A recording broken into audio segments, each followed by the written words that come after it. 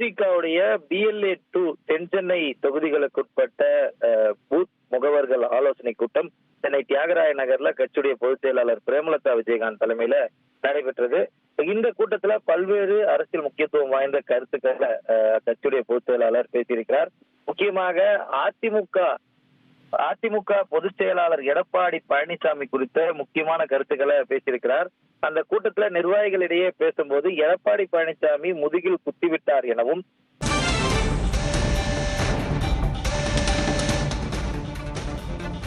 Rajya Sabha seat தருவதாக கூறி முதுகில் குத்திவிட்டார் பழனிசாமி என்று பிரேமலதா குற்றம் சாட்டியுள்ளார். ஒரு மாநிலங்களவை சீட் தருவதாக தெரிவித்தனர். ஆனால் அவ்வாறு கூறி எடப்பாடி பழனிசாமி நம்மை முதுகில் குத்திவிட்டார் என்று அவர் பேசியுள்ளார். வணக்கம் சார். பிரேமலதா பேசியதன் அடிப்படையில் தேர்தலையொட்டி அவர் என்ன முடிவை எடுக்கக்கூடும், உங்கள் கருத்து? பிரேமலதா அவர்கள் ஏற்கனவே ஓரிரு முறை அதிமுக தங்களை ஏமாற்றிவிட்டது ராஜ்யசபா சீட் விஷயத்தில் என்று கூறியிருக்கக்கூடிய நிலையில் மீண்டும் அதையேதான் கூறியிருக்கிறார். சீட் தருவதாக தெரிவித்தனர். ஆனால் அவ்வாறு கூறி எடப்பாடி பழனிசாமி நம்மை முதுகில் குத்திவிட்டார் என்று அவர் பேசியுள்ளார். தற்போது மூத்த பத்திரிகையாளர் திரு பிரியன் நம்மோடு இணைந்திருக்கிறார். சார் வணக்கம். வணக்கம். தற்போது பிரேமலதாவுடைய கருத்தை பார்த்திருப்பீங்க, உங்களுடைய பார்வை? அதாவது இரண்டு கட்சிகள் கூட்டணி அமைக்கும் போது கூட்டணிக்கு தலைமை தாங்குற கட்சி அதாவது ப்ராமிஸ் பண்றாங்க, இந்த ராஜ்யசபா போன்ற விஷயங்கள் ப்ராமிஸ் பண்றாங்கன்னா பொதுவான ஒரு நியதி என்னன்னா, அவங்களுக்கு அந்த தேர்தல் முடிஞ்ச உடனே அடுத்து வர வேகன்சி எப்போ ராஜ்யசபா வேகன்சி வருதோ அந்த வேகன்சியில கொடுக்கணும்னுதான் அந்த பொதுவான ஒரு கோட்பாடு அல்லது கடைபிடிக்கப்பட்டு வர ஒரு விஷயமா பார்க்கறோம் நம்ம. ஸோ சென்ற பாராளுமன்ற தேர்தலில் தேமுதிகவும் அதிமுகவும் கூட்டணி அமைச்சாங்க.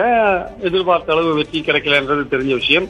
இருந்தாலுமே ப்ராமிஸ் பண்ண விஷயம் ராஜ்யசபா சீட் தேமுதிகவுக்கு கொடுக்கறதா ப்ராமிஸ் பண்ணாங்க. அப்போ இமீடியட்டா கடந்த ஏப்ரல்ல வந்த வேகன்சியில ராஜ்யசபா கொடுத்துருக்கணும், அதுக்கு தேமுதிகவுக்கு கொடுத்துருக்கணும். ஆனா இவங்க என்ன சொல்றாங்க, ஏடிஎம்கேல நாங்க உடனடியா கொடுக்கறதா சொல்லல, நாங்க 26ல கொடுக்கறதா சொன்னோம், அந்த மாதிரி விஷயங்கள்லாம் சொல்றாங்க.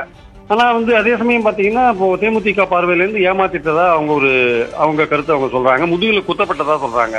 சோ நிச்சயமாக தமிழ்நாட்டுல இந்த கட்சிகளுக்கு இடையே ஒரு கூட்டணி தலைமைக்கும் அந்த இன்னொரு கட்சிக்கும் இடையே நடக்கிற அந்த ஒப்பந்தம், ராஜ்யசபா ஒப்பந்தம் என்பது பொதுவாக தேர்தலுக்கு அப்புறம் வர வேகன்சியை கொடுக்கறதா ஒப்பந்தமா இருக்க முடியும். அது ஜெயலலிதா காலத்துல ஒரு தடவை மீறப்பட்டது, பாமகவுக்கு கொடுக்கறேன்னு சொல்லிட்டு மீறினாங்க ஜெயலலிதா. இப்போ மறுபடியும் இப்போ அதிமுக காலத்துல இந்த காலகட்டத்துல எடப்பாடி அவர்கள் தேமுதிகவுக்கு இல்லைன்னு சொல்லியிருக்காரு. ஸோ தேமுதிகவுடைய பார்வை சரிதான், பிரேமலதா சொல்றது சரிதான்.